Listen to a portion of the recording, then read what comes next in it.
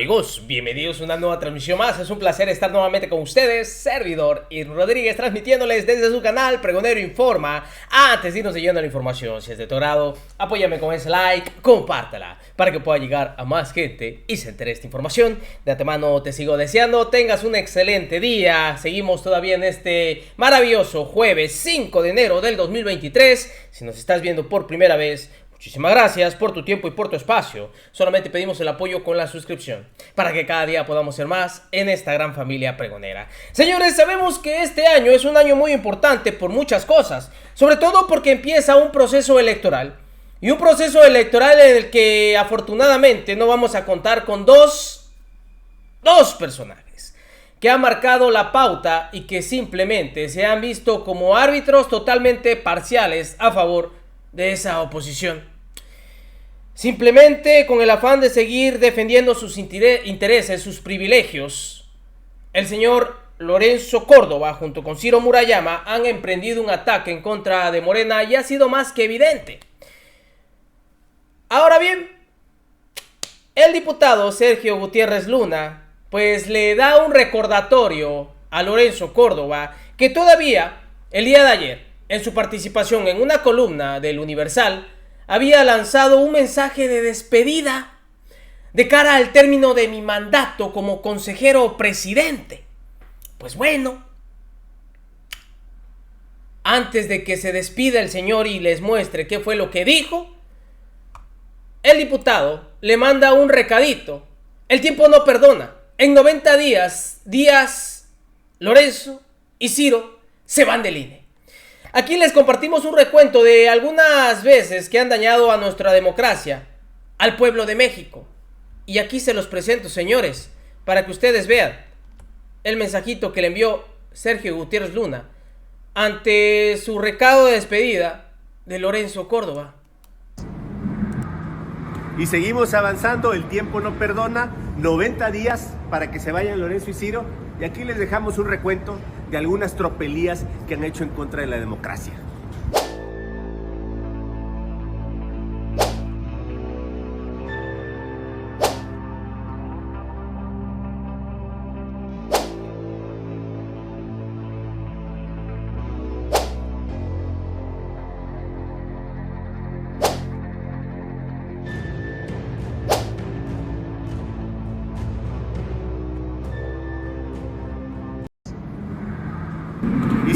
Y esas son algunas de las que hemos visto a lo largo de estos años.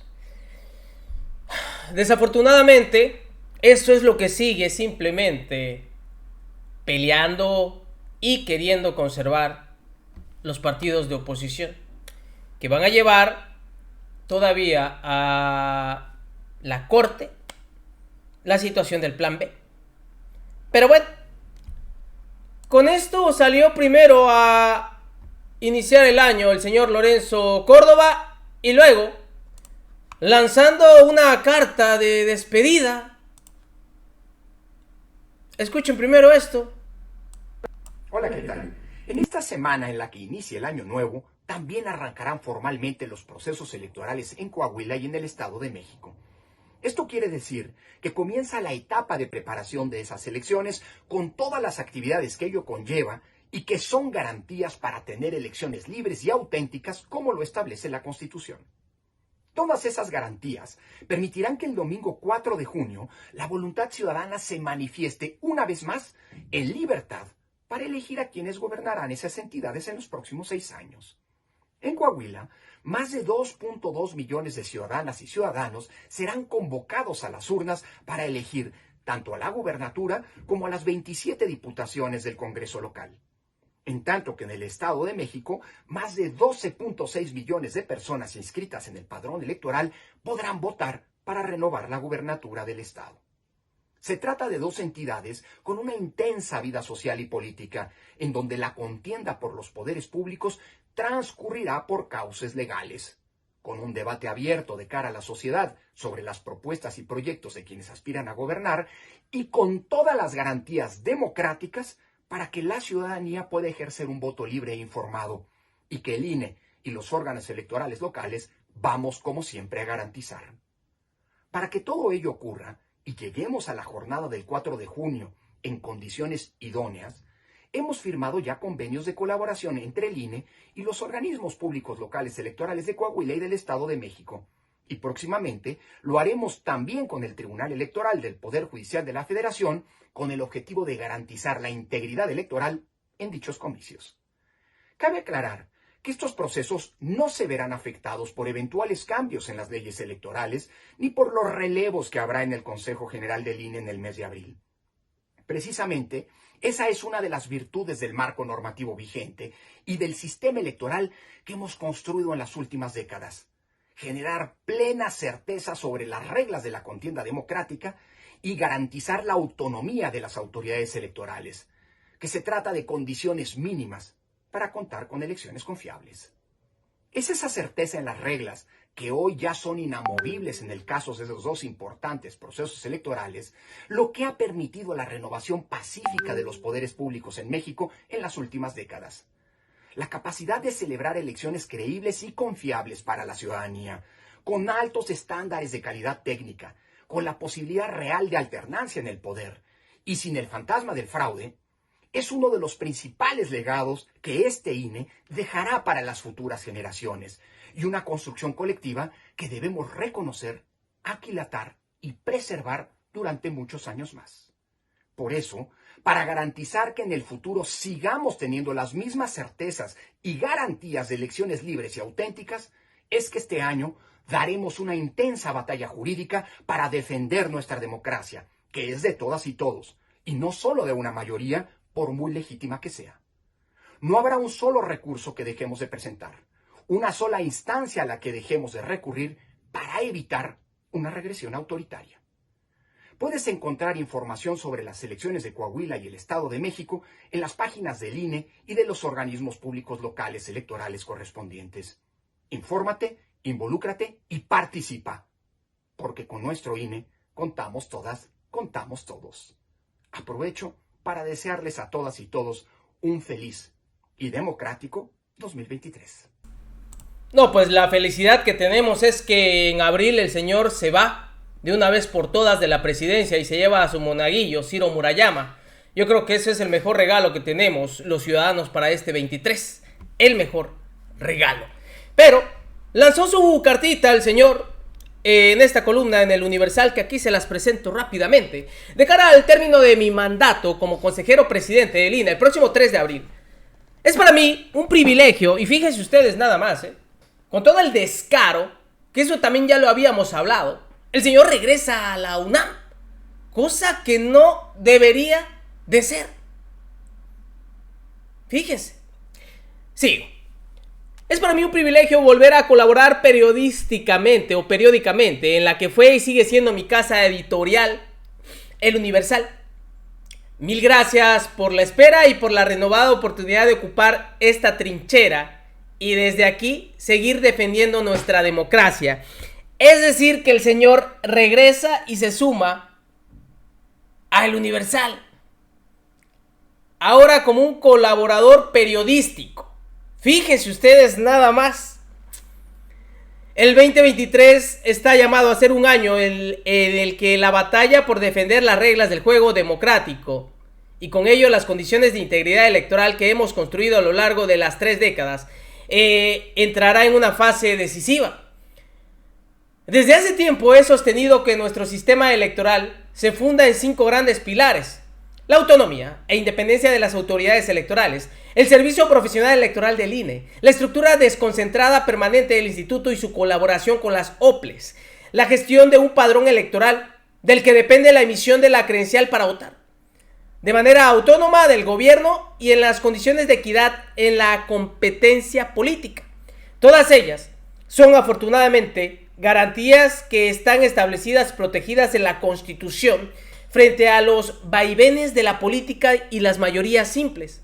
La reforma constitucional que hace meses propuso el presidente pretendía dinamitar todos esos pilares.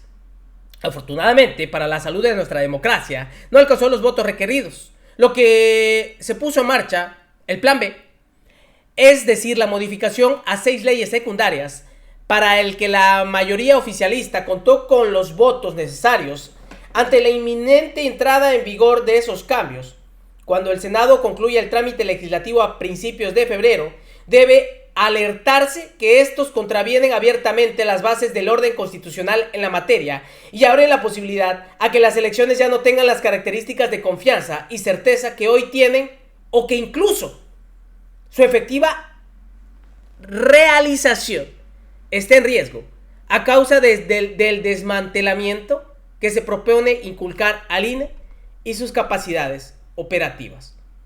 La reforma representa una auténtica constelación de violaciones a la Constitución. Todos y cada uno de los ejes antes mencionados se vulneran de alguna manera. Van solo algunos ejemplos. La autonomía e independencia del INE se transgrede al pretender destituir al secretario ejecutivo, cuando esa es una facultad exclusiva del Consejo General, a la par al titular del órgano interno de control, cuyas afinidades políticas son conocidas. Se le confieren atribuciones sustantivas de decisión, cuando la Constitución le reserva solo funciones fiscalizadoras. El servicio profesional electoral prácticamente desaparece al eliminarse el 85% de sus plazas, colocando al INE en una condición de incapacidad operativa para organizar elecciones. Un número importante de los órganos desconcentrados del instituto se vuelven temporales, como si no hubiera actividades permanentes que desarrollar en los distritos, como la credencialización, entre otras. Se establece que el gobierno, a través de la Secretaría de Relaciones Exteriores, sea quien valide la lista de los electores de los mexicanos en el extranjero, alterando la naturaleza autónoma y sin sesgos políticos de la misma. Además de que se establece que los módulos de atención ciudadana deben ubicarse en escuelas, oficinas gubernamentales y no en espacios independientes. Y finalmente, se cambia el concepto de propaganda gubernamental para permitirle a los funcionarios públicos intervenir directamente en las elecciones, alterando las condiciones de equidad que hoy rigen los comicios.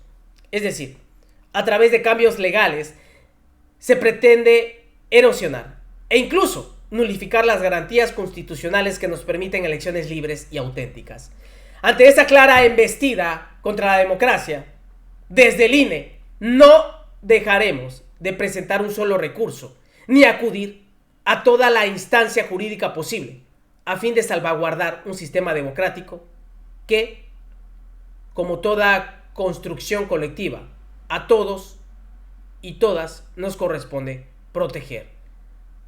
Consejero presidente del INE, quien hace nuevamente su debut en esta columna del Universal. Y como dice, es un privilegio para él volver a colaborar periódicamente al que sigue siendo su casa editorial. Mil gracias por la espera, por la renovada oportunidad de ocupar su trinchera y seguir atacando al poder. Ahí lo ven, porque a eso es lo que se ha dedicado. Ya no en el INE, ahora desde un periódico, el señor Lorenzo Córdoba va a empezar a atacar. Hagan ustedes el favor. Nos vemos en una siguiente emisión. Que sigan pasando un agradable día. ¿Cómo ven ustedes? El señor, con su nuevo trabajo ahora en una columna del Universal, de igual forma regresa a la UNAM. Recuerden, la información está ahí y depende de todos nosotros el pregonarla. Y en abril se nos va. Y qué bueno para la democracia en México.